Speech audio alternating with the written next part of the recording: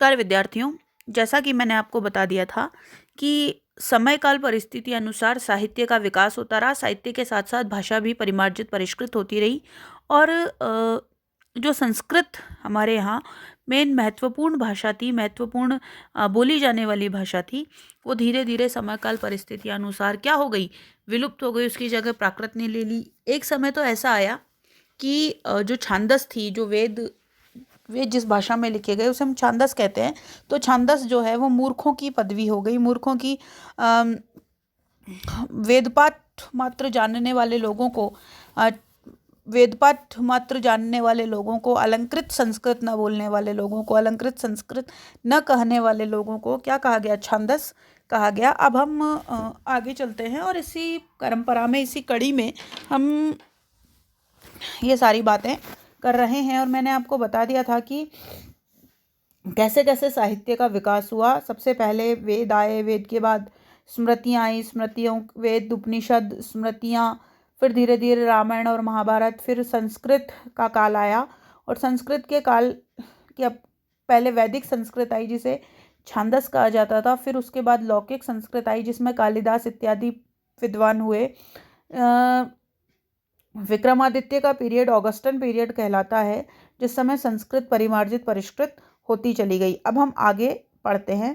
बौद्धों के उपरांत एक जमाना पुराण के साहित्य का भी हिंदुस्तान में हुआ।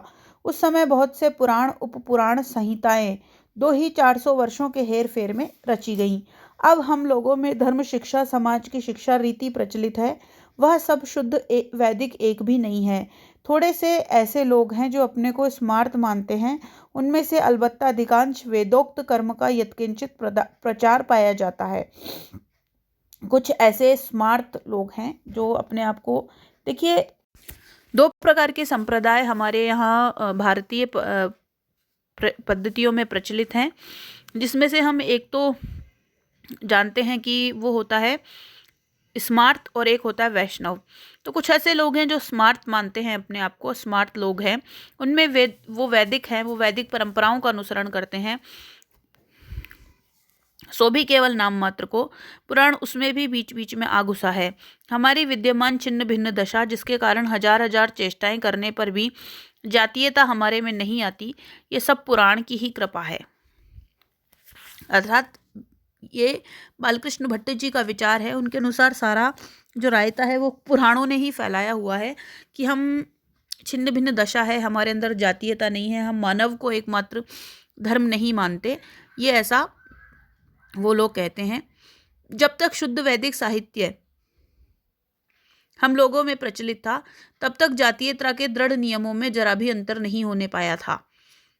पुराणों के साहित्य के प्रचार से एक बड़ा लाभ यह भी हुआ कि वेदों के समय की बहुत सी घिनौनी रीतियों को, रस्मों को, जिनका नाम लेने से हम घिना उठते हैं, उन महाघोर हिंसाओं को, जिनके सबब से अहिंसा धर्म के प्रचार करने में बौद्धों को सुविधा हुई,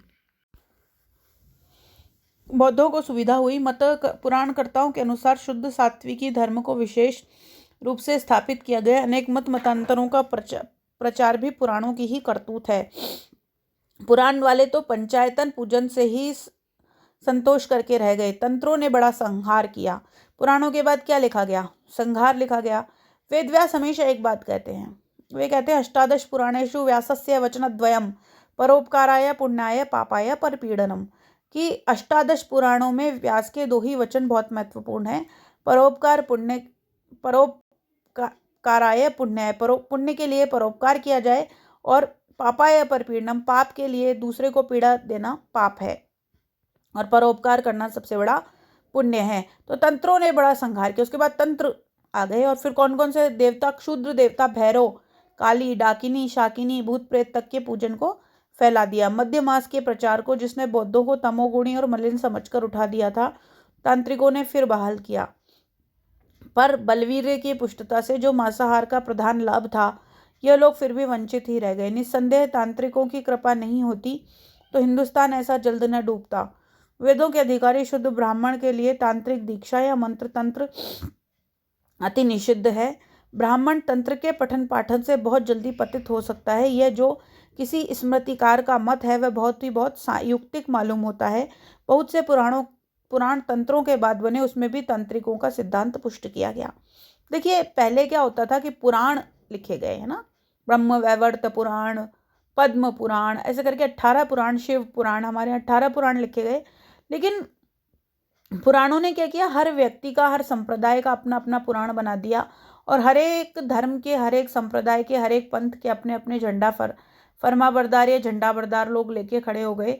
उसके बाद और सत्यानाश हुआ तंत्र का, और तंत्र से जो भैरव, डाकिनी, शाकिनी, पिशाचिनी, इनकी तांत्रिक साधना की गई। तांत्रिक साधना का मतलब है कि रात को शमशान में जाकर के अघोरी साधना की जाए, वो तंत्र होता है। ये मान्यता होने लगी धीरे धीरे कि तंत्रों से जो है वो देवता शीघ्र ही संतुष्ट होते हैं, तंत्रों से विकास शीघ्र ही होता है।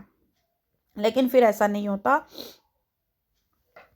और तंत्र बाद में ये रोक लगा दी गई कि जो वैदिक ब्राह्मण है, जो विद्या का दान करने वाला ब्राह्मण है, वह तंत्र मंत्रों से दूर रहे। तांत्रिक दीक्षा या तंत्र मंत्र अति उसके लिए निषिद्ध हैं। वह तंत्र मंत्र से पागल भी हो सकता है, पतित भी हो सकता है। ये किसी स्मृतिकार का मत है। और फिर धीरे धीरे अन्य संप्रदाय आए। हम ऊपर लिखा है कि हिंदू जाति में कौमियत के भिन्न छिन्न भिन्न होने से सूत्रपात पुराणों के द्वारा हुआ और तंत्र के द्वारा उसे बहुत ही पुष्ट किया गया। शैव, शाक्त, वैष्णव, जैन, बौद्ध आदि जुदा जुदा फिरके हो गए। फिर धीरे धीरे क्या होने लगा कि जैसे जैसे पहले तो एक ही मत तंत्र मंत्र चलते थे, फिर धीरे धीरे क्या हुआ, शैव मत आया, शाक्ति शक्ति की पूजा आई, वैष्णव आए, जैन आए, आदि जुदा जुदा लोग होने लगे। उनमें इतना दृढ़ विरोध कायम हुआ कि वे एक दूसरे के मुंह देखने के रवादार न हुए। तब एक परस्पर एका और सहानुभूति कहाँ रही। उनमें अलग अलग विरोध, उनकी अपनी पूजा पद्धति थी, उनके अपने संस्कार थे, उनकी अपनी जातीयता थी। धीरे धीरे धीरे धीरे उनमें एक तरीके का विरोध कायम हो गया। वो अपने एक दूसरे के मुंह देखने के भी वो नहीं हुए, और फिर एका और सहानुभूति कहाँ रहती। जब समस्त हिंदू जाति की एक वैदिक संप्रदाय न रही तो वह मिसाल चरितार्थ हुई। एक नारी जब 2 से फंसी, जैसे 70 वैसे 80। जब हिंदू जाति का क्या हुआ, पतन होने लगा। ये एक तरीके से एक वैसी ही बात हुई कि एक नारी जब 2 से फंसी तो जैसे 70 वैसे 80। जब एक नारी 2 से फंसी तो उसके लिए जैसे 70 है वैसे 80 है, उसको कोई फर्क नहीं पड़ता, है ना। तो धीरे धीरे पुराण आई, फिर शैव, शाक्त, जैन, बौद्ध इत्यादि मठांतर होते गए। देखिए विद्यार्थियों, यहाँ बालकृष्ण भट्ट एक बात और भी कहते हैं जो हमारे हिंदू धर्म को, हिंदू साहित्य को समझने के लिए बहुत अधिक आवश्यक है। वो ये कि सभी मतों में, सभी मतावलंबियों के लगभग सिद्धांत एक जैसे हैं। फिर भी पूजा पद्धति या धार्मिक धर्मावलंबियों के अलग अलग झंडे बरदार खड़े होने से इनको एक अलग से, ये कह लीजिए कि एक अलग से वो मिलने लगा, अलग से एक उन्होंने पूजा पद्धति विकसित कर दी, जिससे वे एक दूसरे के दुर्विरोधी हो गए। जैसे शैव जो है, शिव को मानने वाले, वो शाक्त को नहीं मानते, शक्ति को नहीं मानते, शक्ति को मानने वाले शिव को नहीं मानते। जबकि सीधी सी बात है कि शिव और शक्ति तो एक ही हैं, है ना।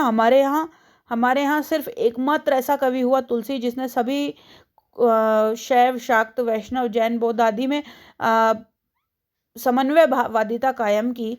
लेकिन फिर भी, है ना, अलग अलग खंड खंड टुकड़े होते चले गए। हिंदू जाति जो है वो अखंड होते हुए भी मतलब एक तरीके से कह लो अखंड होते हुए भी इतने खंड उसके हो गए कि वो मतलब समझ नहीं पा रही है कि हम कहाँ जाएं, क्या करें, क्या ना करें। आप लोगों को ये समझने की बड़ी आवश्यकता है कि हिंदू जाति जो है उसके असंख्य टुकड़े धीरे धीरे करके होने लगे।